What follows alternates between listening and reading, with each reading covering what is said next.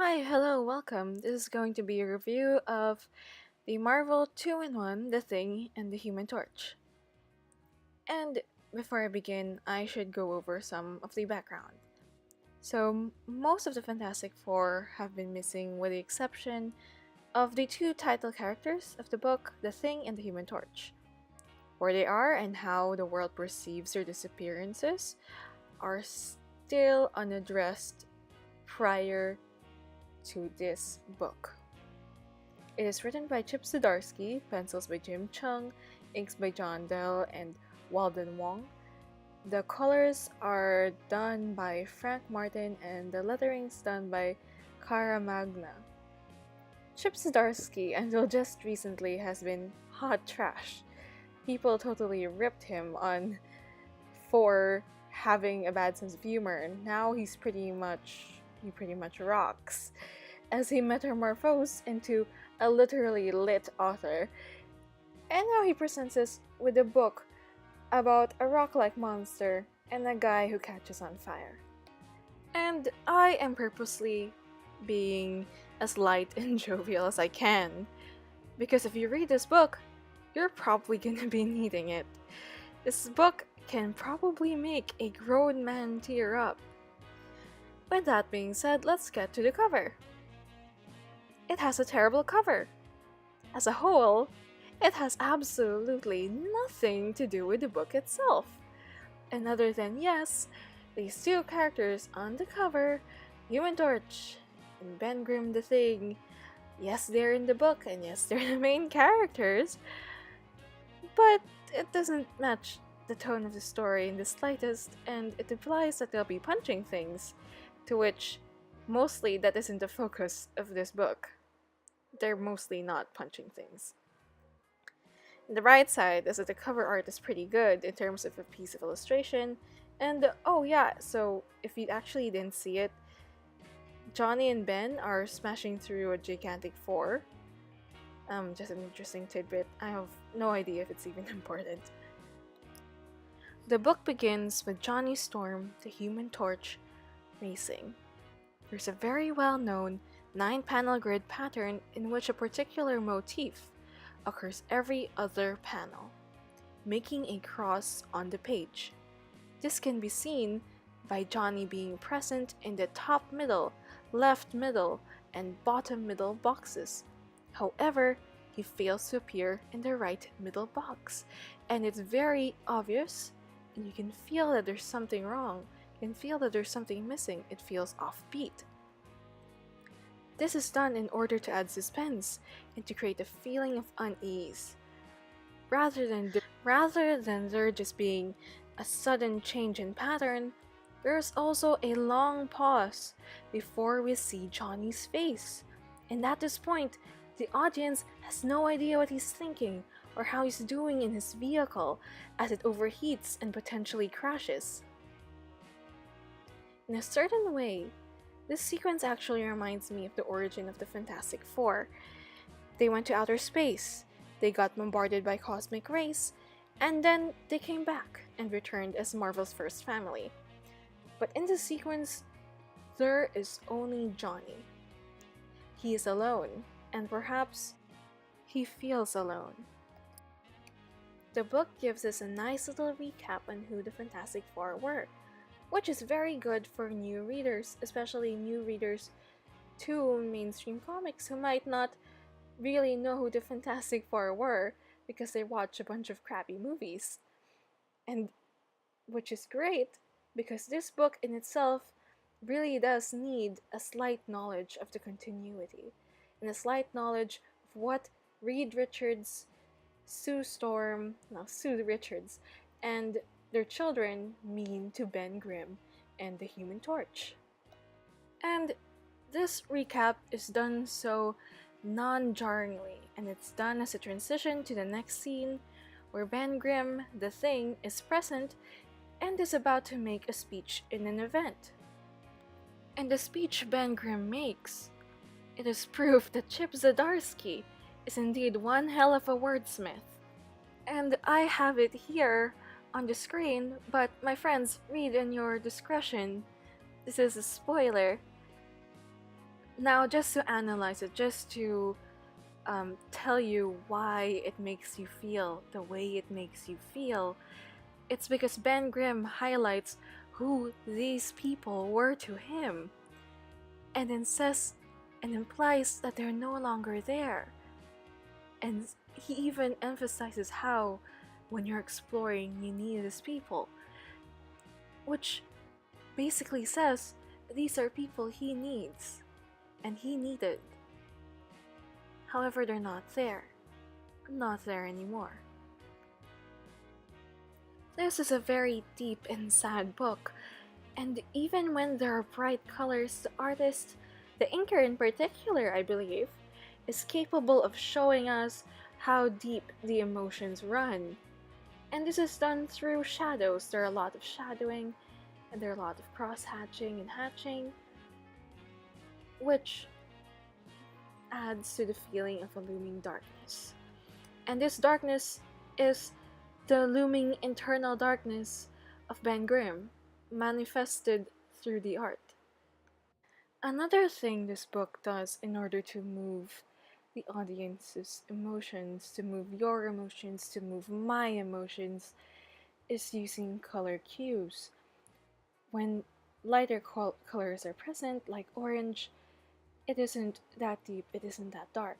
However, when things start getting blue, and by blue I mean things literally start getting blue, it tells you that it's time to start crying. It's time to grab the tissue box because it's about to do something to move your emotions, to make you feel sad, to make you feel what Ben Grimm's feeling.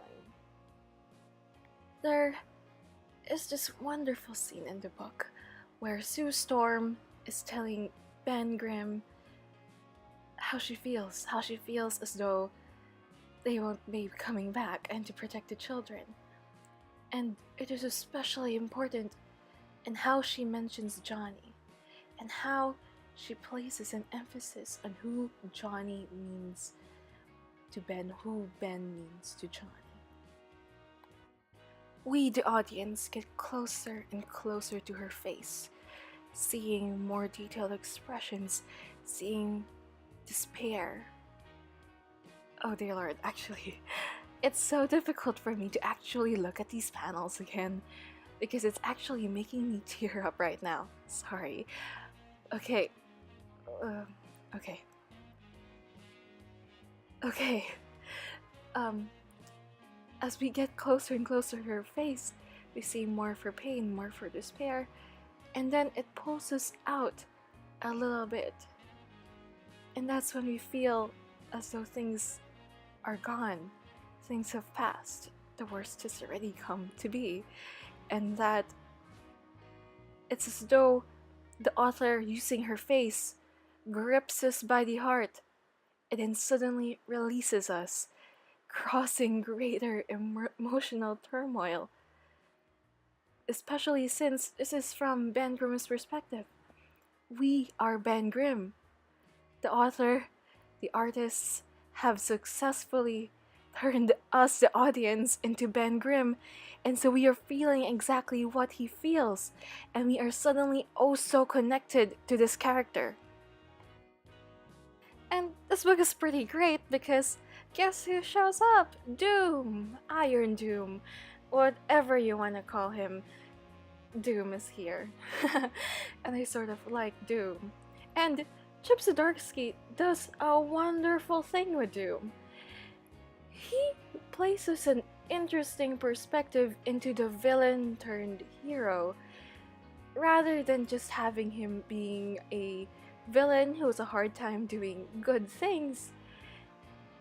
He shows Doom having a hard time not being himself, or portraying his villainous traits, which is his arrogance most of the time, as something positive, as something negative that he is battling against. I believe this is very much Zdarsky's work because it's in his words. It's not necessarily in his actions that he portrays this the most. If you actually just look at what he's doing in the page that I'm not showing you right now, he's battling the thing. However, in his words, you can see the struggle. And I applaud Zdarsky for that. It is probably something that hasn't never been done before. Someone probably has done it prior, but damn, does it feel fresh. The book continues to use the same-ish color cues when Ben Grimm and the Human Torch meet again, but the scene in itself, where we see the Human Torch again, is pretty dark, because it can imply that the Human Torch is trying to kill himself. And that, my friends, is a very deep subject that isn't usually tackled, usually, in comic books. Well, yeah, and most media. And here it just presents it as a possibility. And to the audience, the mere implication causes an emotional trigger. It gives you an emotional appraisal that is very sad. The book punches us in the gut once more as it calls back to the emotional scene, the emotional flashback of Sue Storm, Sue Richards. And we are immediately pained, and it immediately punches behind your eyes, making your tear ducts swell. And once more, as you can see, it's another blue cue. When you read the words that Ben Grimm says afterwards, and what he does and what he says to Johnny, it is utterly baseless. And he's doing this for Johnny. And it shows that this emotional trigger from Sue Storm is making him act. With this, the audience finds a dissonance between reality and Ben Grimm's words. There is no proof that Reed Richards, Sue Richards, and the kids, at least these two, are alive. And this lie and this new partnership sort of built on a lie, why, it just crushes your feelings. At the back of your head, I'm thinking, what if Johnny figures out that he was lying? What if they really are dead? What if, it's actually the worst comes to worst?